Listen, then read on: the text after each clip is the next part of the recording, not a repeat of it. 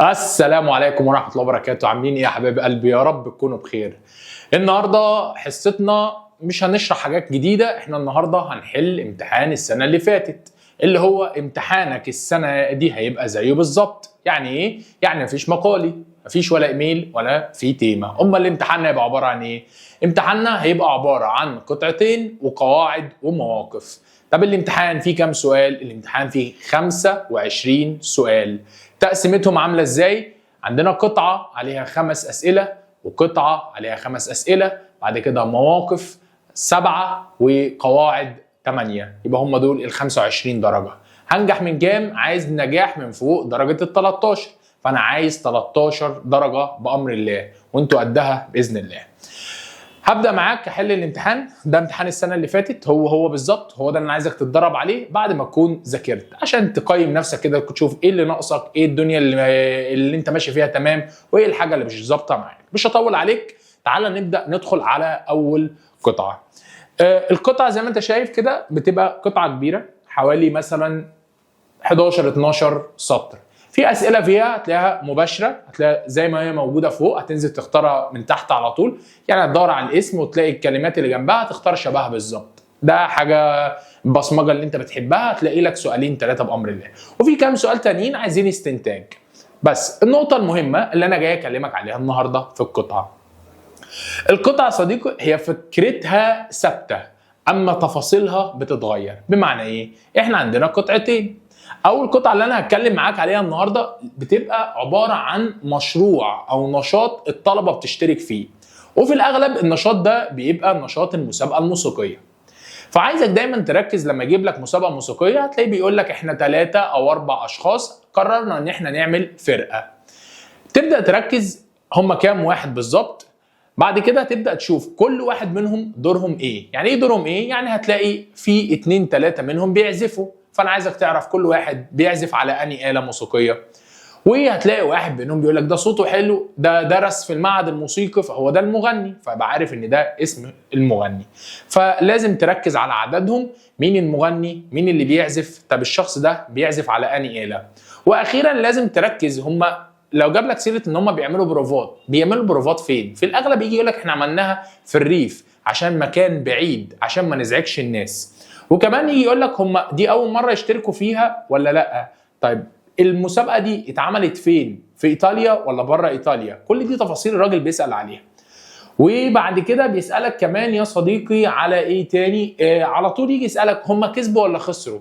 طيب هم اشتركوا قبل كده ولا دي اول مره؟ دي التفاصيل اللي بتتغير. اما الموضوع ثابت، مسابقه هنشترك فيها، عددنا كام واحد، مين اللي كسب، مين اللي خسر، طب لما كسبنا احتفلنا ازاي، عشان دي برضه نقطه ساعات بيتكلم فيها. تعالوا نبدا نسمي الله. اول حاجه عايزك تركز فيها هي الاسامي، والاسامي في الاغلب بتبقى اول القطعه.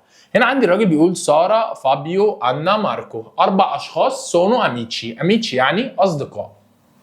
لورو انو اونا باند. هقف معاك على الكلمات المهمه قوي، الكلمات اللي بتتكرر اللي ممكن تجي لك تاني في امتحانك. هم عندهم اونا باند. باند يعني فرقه موسيقيه، زي كلمه جروبو موزيكالي، فرقه موسيقيه. الفرقه دي سيكياما. سيكياما يعني اسمها. سموا الفرقه بتاعتهم ليه اميتشي يعني الاصدقاء. يبقى هم 4 اصدقاء عملوا فرقه، والفرقه مسمينها الاصدقاء. دي سوليتو عاده كانتانو. الفعل ده بيجي كتير قوي، كانتانو معناها بيغنوا. بيغنوا لمين؟ بيغنوا للاميتشي لاصحابهم، وباللورو فاميليا وعائلتهم. فبعد كده بيقول لك اون جورنو في يوم من الايام، انو ديتشيزو. ديتشيزو زي ديسايد بالانجليزي، قرروا. قال لك احنا كفايه بقى ايه نغني لاصحابنا وقرايبنا، احنا عايزين الناس تعرفنا. فقرروا ان هم بارتيتشيباري. هنشارك في ايه؟ كلمه مهمه جدا اهي، كونكورسو موزيكالي. هنشترك في المسابقه الموسيقيه. بعد كده بيوضح لك ان المسابقه دي لا تشيتا، المدينه هي اللي اورجانيزا بتنظمها لمين؟ بتنظمها لجوفاني تالنتي. تالنتي يعني مواهب، وجوفاني يعني شباب، يعني بتنظمها للمواهب الشابه. كلمه مهمه عندي بير لا بريما فولتا. بير لا بريما فولتا معناها لاول مره، فهم اول مره يشتركوا في المسابقه دي. هيبدا بعد كده يكلمك على كل واحد بيعمل ايه، ودي نقطه مهمه قلت لك عليها. عندي مين هنا؟ ساره. تحفظ على طول كلمه سوونا. يعني ايه سوونا؟ يعني بتعزف. سارة بتعزف بيني، بيني يعني كويس، بتعزف على ايه كويس؟ الجيتار، لا كيتارا. يبقى انا عايزك وانت شغال تبقى عارف ان سارة هي بتاعة الجيتار. بعد كده عندي ماركو. ماركو بيكون برافو يعني شاطر في لا باتريا، لا باتريا مش البطارية، هنا لا باتريا معناها آلة الدرمز.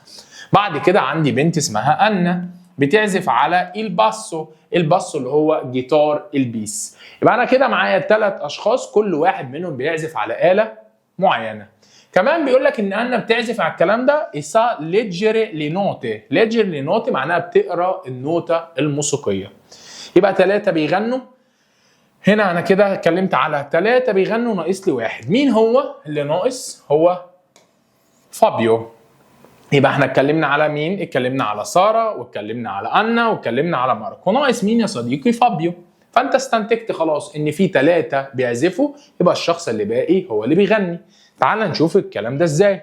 قال لك فابيو عنده بيلا فوتشي، بيلا فوتشي معناها صوت جميل، وبالتالي هو بيكون الكانتانتي. مهمة دي، كانتانتي يعني المغني بتاع الفريق. بعد كده هيبدأ يدخلك في تفاصيل الأغنية، إيه الأغنية اللي اختاروها؟ أنو شيلتو، شيلتو يعني اختاروا، لا كانسوني الأغنية، اللي ما بين علامات التنصيص هو اسم الأغنية، ده ما بيترجمش، ده اسم أغنية. ما يجي يقول لك دي كذا، ده اسم المغني الحقيقي صاحب الأغنية. خلي بالك في فرق ما بين صاحب الأغنية المغني بتاع الأغنية الأصلي والمغني بتاع الفرقة. طبعا مغني الفرقة هو فابيو، أما تشيلينتانو ده صاحب الأغنية نفسها. زي ما اجي اقول لك انا هغني الاغنيه بتاعت عمرو دياب، يبقى صاحب الاغنيه مين؟ عمرو دياب. مين اللي هيغني بقى في الفرقه؟ انا اللي هغني، وهكذا. لا كانسوني الاغنيه بارلا. بارلا يا جماعه بتيجي كتير قوي في القطعه، بتيجي اول سؤال كمان يقول لك القطعه دي بارلا دي، بارلا دي يعني بتتكلم على ايه؟ عشان في ناس بتترجمها بارلا اسم واحده، لا بارلا معناها تتحدث.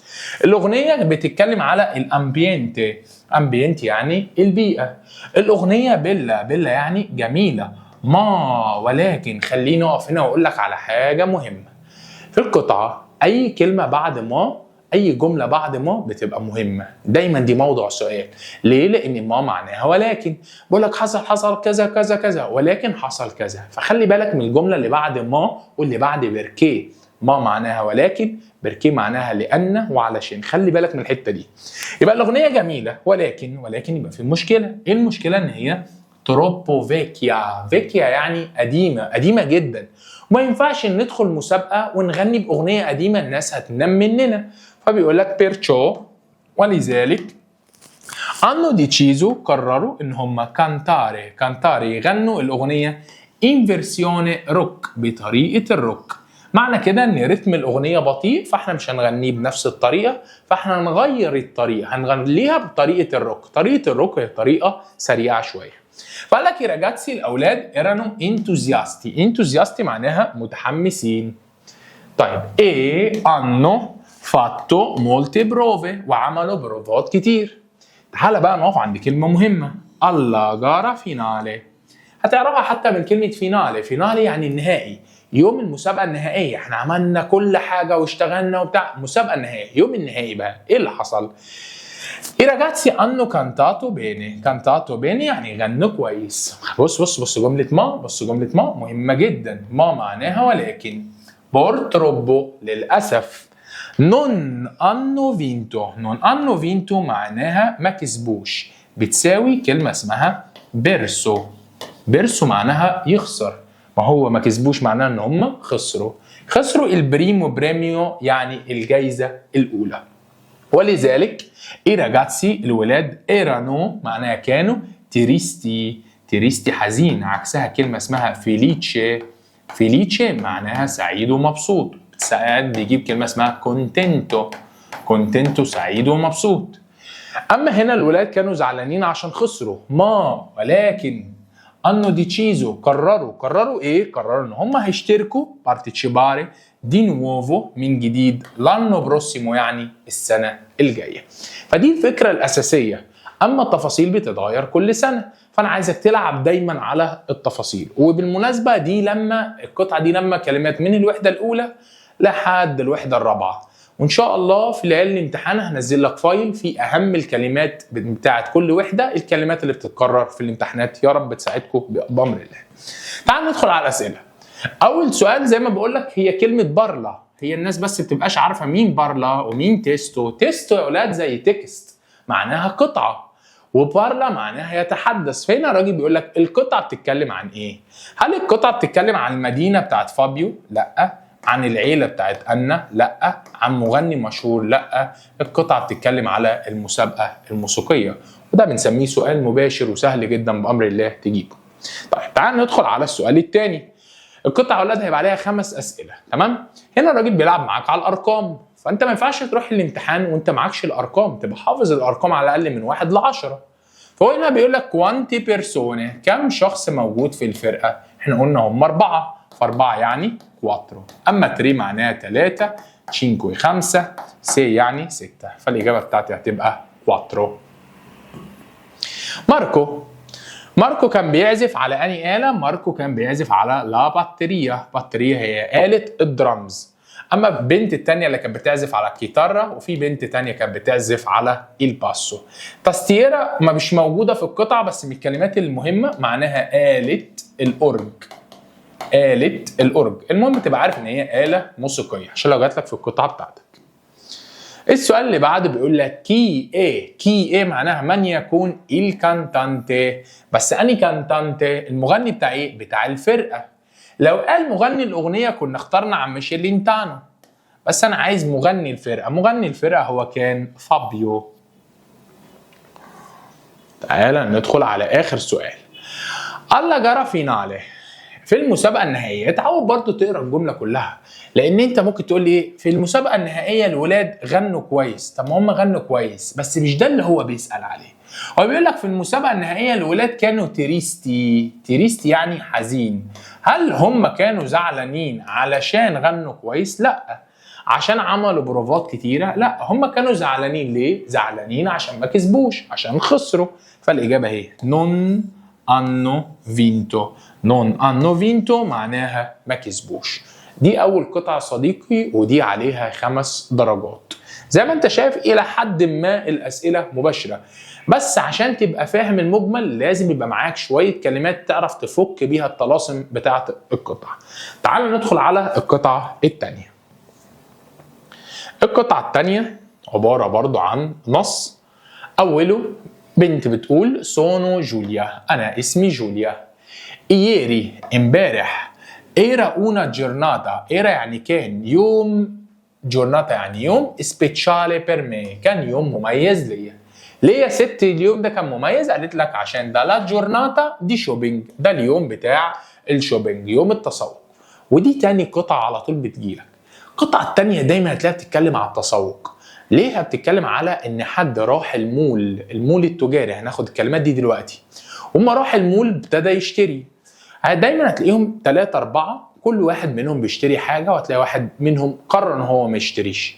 قال لك والله ده الدنيا غاليه فانا هستنى الخصومات. وفي واحد منهم هيجي يقول لك انا مش هاجي معاكم المول، انا ما بحبش اصلا المول. فيبدا يسالك مين اللي راح ومين اللي ما راحش.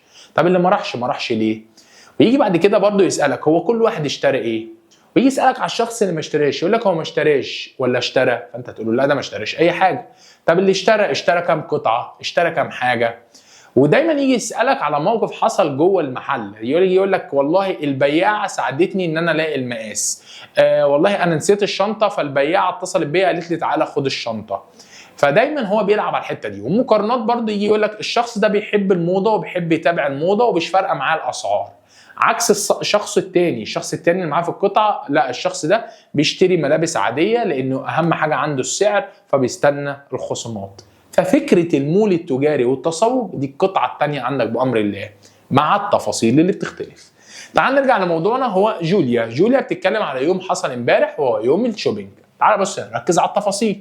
هنا بتقول ايه؟ انا وماما سيامو انداتي رحنا. شايف الكلمه دي مهمه جدا جدا جدا. شنترو كوميرشالي معناها المول التجاري. رحت انا وماما المول التجاري، والمول ده فيتشينو قريب من كازا نوسترا يعني بيتنا. ميا سوريلا، لازم تبقى عارف ان سوريلا معناها اخت، فميا سوريلا يعني اختي، اختي اسمها سيلفيا. مالها يا عم؟ ريفيوتاتو. اللي بيذاكر المواقف هيعرف ان كلمات المواقف هتساعده كمان في القطعه. ريفيوتاري معناها رفضت، هي رفضت ان هي فينيري كون نوي، تيجي معانا. بيركي، اي جمله بعد بيركي بتبقى مهمه. ليه رفضت ان هي تيجي معانا؟ بيركي سي انويا، سي انويا يعني بتزهق، عكسها فعل اسمه سي ديفيرتي، ديفيرتي يعني بتستمتع بالحاجه. فهي هنا ما راحتش معاهم عشان هي بتزهق. طب هتعمل ايه؟ قال لك ليه بريفريش، هي بتفضل ان هي جوكاري اونلاين، تقعد تلعب اونلاين، او معناها او، تشاتاري، تشاتاري يعني تقعد تعمل تشات كون لي اميكي. اصبح كده مين اللي راح المول؟ جوليا ومامتها. اما اختها سيلفيا قالت لهم معاكم وربنا، انا قاعده هنا مع حالي وهقعد العب وايه واعمل تشات مع صحابي. بعد كده هيبدا يدخلك في تفاصيل.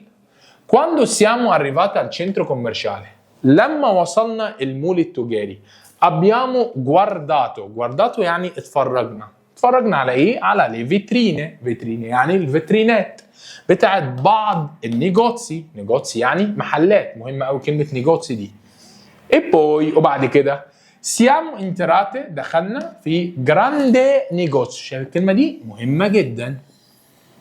دخلنا محل، المحل ده بتاع ابيليامنتو يعني ملابس، كده دخل في التفاصيل اكتر. تعال نشوف ايه اللي حصل.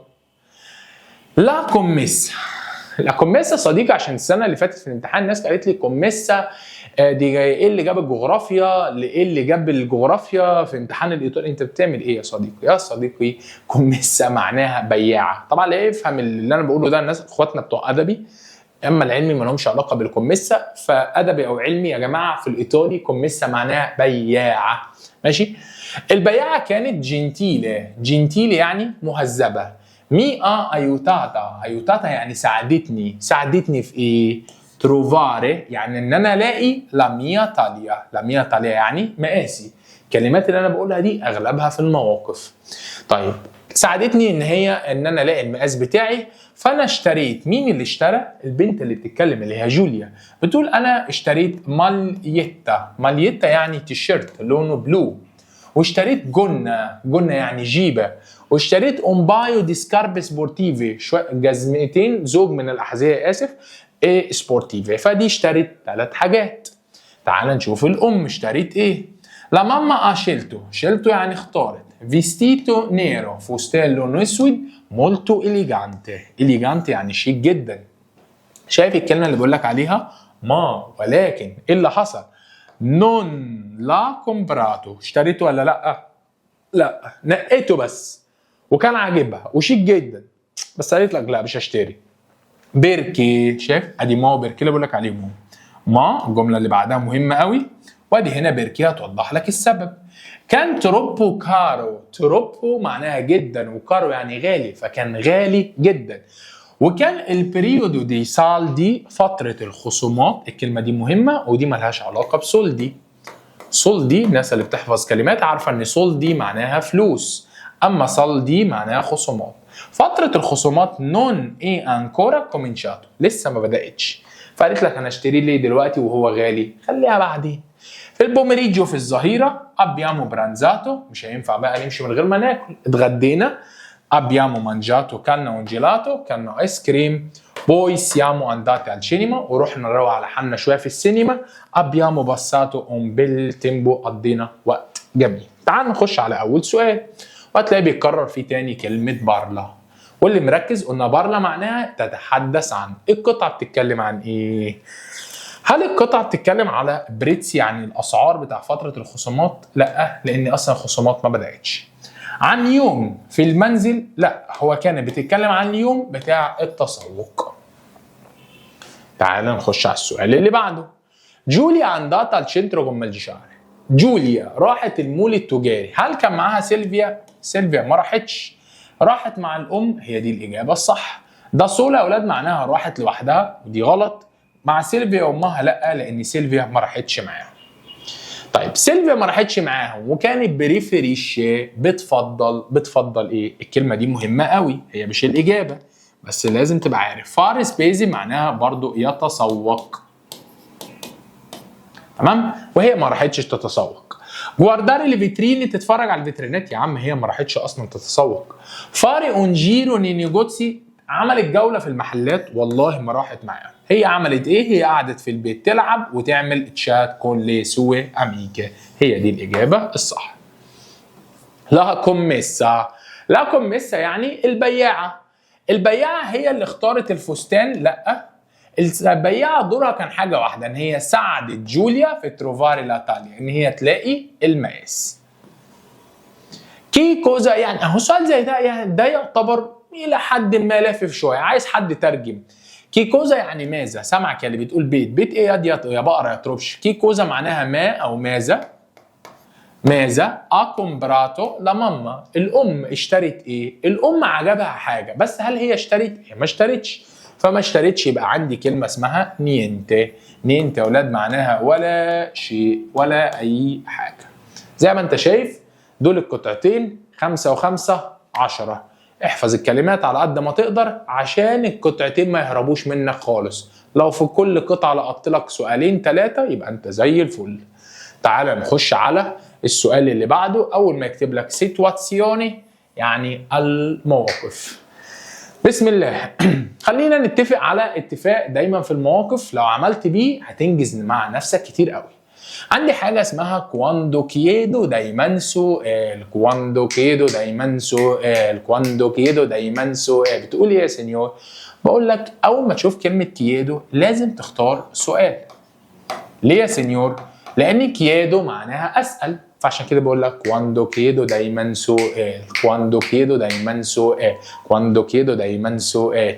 واحد يقول لي ده في ديكو يا عم. ديكو ايه؟ انا بقول كواندو، بتبص بعد كواندو. كواندو كيدو دايما سؤال. طيب دايما سؤال، يبقى انا هلعب هنا وهنا، لان ده بالسؤال وده بالسؤال. شفت؟ كلمه واحده تسهل معاك الدنيا. طب انا هسال على ايه؟ هسال على تاليا.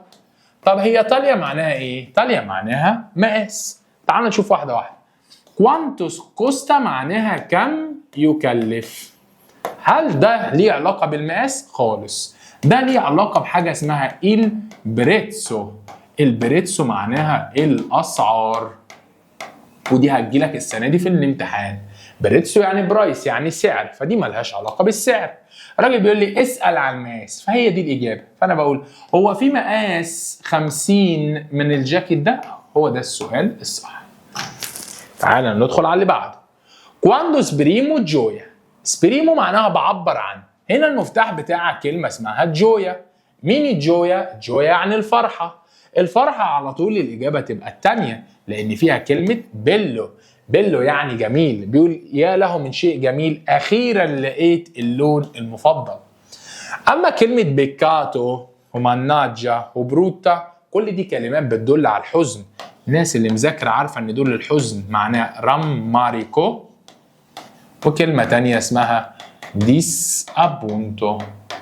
ديس ابونتو دول بيدلوا على الحزن، لان ماناجا معناها اللعنه. بروتا يعني خبر وحش، وبيكاتو يعني خساره يا ريتني عملت. يبقى كل 2 كلمات بتدل على الحزن.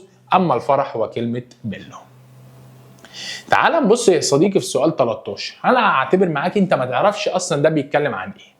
اجي اقول لك دايما لما يبقى فيه علامات تنصيص، اتفقت معاك في كل المواقف ادخل جوه علامات التنصيص، مالكش دعوه باللي قبلها ولا اللي بعدها. ادخل شوف اللي جوه، هو ده جمله ولا سؤال؟ سؤال.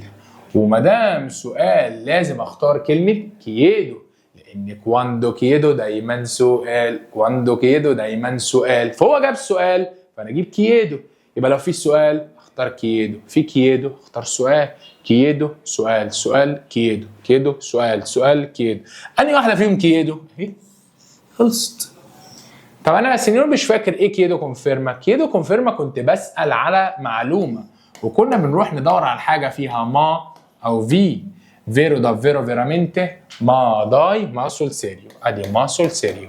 خلي بالك انا بحل معاك، بتعامل معاك ان انت مذاكر ومخلص قواعد ومواقف وبتقفل بانك بتحل الامتحان ده. طبعا لو انت ما ذاكرتش حاجه خالص دي قصه تانية خالص. يلا بينا نخش على باقي المواقف. احنا كده حلينا كام سؤال مواقف؟ ادي 1 2 3. يبقى زي ما قلت لك هيجي لك 7 اسئله مواقف، 7. ذاكر المواقف يا صاحبي عشان نعدي بره الامان. تعال نبص على السؤال ده. اتفقت معاك علامات تنصيص، اعمل ايه؟ ولا ببص بعدها ولا قبلها. دخلت جوه ده ايه؟ اهو سؤال، السنيور سؤال او مال سؤال يبقى كيدو. كواندو كيدو دايما سؤال، كواندو كيدو دايما سؤال، والسؤال كيدو كيدو سؤال، سؤال كيدو كيدو سؤال، سؤال كيدو كيدو سؤال. فين؟ اهو كيدو. ايه اللي بعدها سينيور دي؟ كيدو باريري معناها بسأل على الرأي. طب عرفت منين؟ من التعبير ده. كيني بنسي دي معناها ما رأيك فيه. كيني بنسي دي ما رأيك فيه. ايه رأيك نروح نعمل بروفات ان كامبانيا؟ ان كامبانيا معناها في الريف، من الكلمات المهمة اللي بتيجي كتير في القطعة. ارجع تاني واقول لك طول ما في سؤال انت بتختار كلمة كيادو. مواقف الوحدة الأولى. هنا كذا حاجة كنا ممكن نحل عليها. ممكن تحل على كلمة سيكوندو مي، بالنسبة لي، يبقى ده رأي وتوقعات. البت مونيكا ديفينتيرا ستصبح كانتانتي مغنية فاموزة مشهورة. أي حاجة فيها صفات ووظائف توقعات. الواد ده هيبقى غني، الواد ده هيبقى مشهور، الواد ده هيبقى لاعب مشهور، البت دي هتبقى مغنية مشهورة. كل دي توقعات، والتوقعات يا صديقي اسمها بريفيزيوني. اما البروميسي هي الوعود، والايبوتيزي الافتراض، والبروجيتي المشاريع، واللي هتجيلك السنه دي البروجيتي او البروميسي، يعني واحده من الاثنين. طيب سؤال 16. هوبا هوبا، هنا في علامه استفهام، فصاحبي يقول لي كيدو، اقول له هوب اقف يا صاحبي. دي مواقف المساعده، والمساعده معناها ايوتو، وايوتو بتيجي معاها كيدو او اوفرو. طب هو انا هعرف منين كيدو ولا اوفرو؟ كيدو بتيجي فيها مي او تشي، اما اوفرو بتيجي معاها تي في لا بصوا اي فوي، تي في لا بصوا اي فوي، تي في لا بصوا اي فوي، تي في لا بصوا اي فوي. دي بتيجي مع اوفرو. اوفرو معناها بعرض المساعده، اما كيدو معناها بطلب المساعده. بطلب المساعده مي وتشي، كيدو ايوتو مي وتشي، كيدو ايوتو مي وتشي. طب اتشيتو ورفيوتو ده بوافق وبرفض ما لهمش علاقه باللي بنقوله دلوقتي. ده السؤال بيقول لها يا بنت يا فاطمه بص فارق والكوزا بيرتيه، اقدر اساعدك باي حاجه؟ اقدر اعمل لك اي حاجه؟ ممكن تجيبها من بصو، بصو بتيجي مع اوفرو. ممكن اجيبها من فار اللي فيها اف مع اوفرو اللي فيها اف. ممكن اجيبها من تي زي تي. كل ده يعرفك ان الاجابه اوفرو ايوتو. 17 مواقف اخر وحده. ايو بريفيريسكو النيرو. النيرو بس تبقى عارف ان نيرو معناه الاسود، ما دام اسود يبقى اللون، واللون اسمه ايه يا صديقي؟ كولوري. يلا بينا ندخل على اسئله الجرامر، الجراماتيكا. عندي 8 اسئله. بسم الله.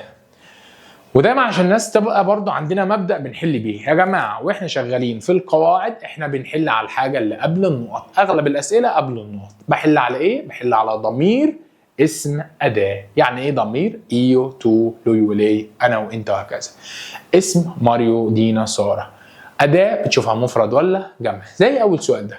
فين هنا الاداة؟ اهي. مفرد ولا جمع؟ جمع. ادوات الجمع في اي درس بتساوي لورو. لورو. هل لورو بتاخد تي؟ لا. هل لورو تاخد مي؟ لا. لورو عندنا بتاخد سي ويبقى اخرها نو. سي ويبقى اخرها نو. امال سي دي؟ لا دي كانت بتيجي مع الادوات المفرد. المفرد مع لوي ولي، فكنت بختار سي اللي اخرها او ايه. لوي ولي او ايه. لوي ولي او ايه. اما دي اداة جمع، فالجمع مع لورو، ولورو بتاخد سي اللي اخرها نو. ودي يا صاحبي. 19 كارلا وماريو. كارلا وماريو يبقى هما. بص نفس السؤال سبحان الله. هما يعني لورو، ولورو بتاخد سي. فين سي؟ بدل ما الضمير مكتوب في الاول الراجل جايبه لك في الاخر. بص ادي تي سي تشي في. انا عايز لورو تبقى سي، يبقى الاجابه اهي. سؤال 20 بنحل على الأداة. عندي كلمة ليه، فسبحان الله ناخد ليه، خلصت السؤال. سؤال صعب جدا جدا جدا. طيب هنا سؤال 21 الراجل كاتب لي نوي. واحد يقول لي انا احل على ايه؟ يلا مالكش دعوه باللي بعد النقط يا بقره يا تروبش. اسم ضمير أداة بس اهو. قبل النقط الراجل كاتب لي نوي.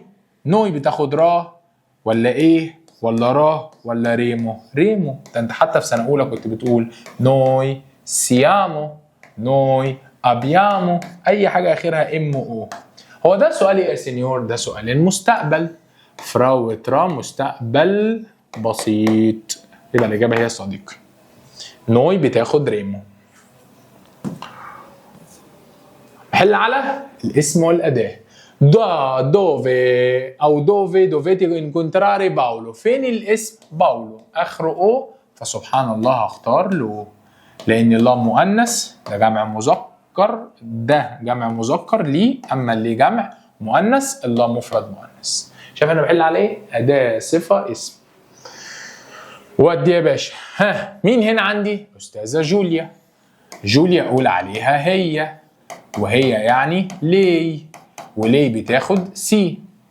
دي مي بالسلام، سي دي تشي بالسلام، ادي سي تاني. اصبح عندي كام سي؟ 2. اجابات شبه بعض، الفرق في اخر حرف. اجابات شبه بعض، فرق في اخر حرف. اجابات شبه بعض، فرق في اخر حرف. الاو مذكر، الآ مؤنث، هي اسمها جوليا، يبقى الاجابه الثانيه. 24. بص اصدقائي حبايب قلبي اللي بيحبوا البصمجه، لما تلاقي ني في الاختيارات، هي ني في الاغلب هي الاجابه الصح. مين ني؟ ني معناها جزء.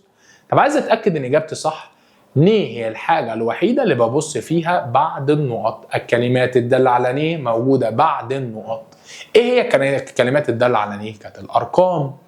ومولتو تانتو بوكو، بيتسو بارتي سولو، فيتا بو بايو، كيلو نينتي نسونو. مش فاهمين حاجه؟ ارجع للمذاكره، ارجع للدرس. طب هنا فين قاعده ني؟ قاعده ني بتدل على كلمات الداله عليها هنا.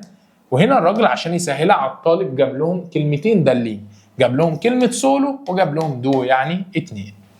فالسؤال بيقول له ولا البرتو انت عارف العيال دي كلها؟ قال له لا ده انا عارف منهم 2. يبقى مش كله جزء، وما دام الجزء بختار ني.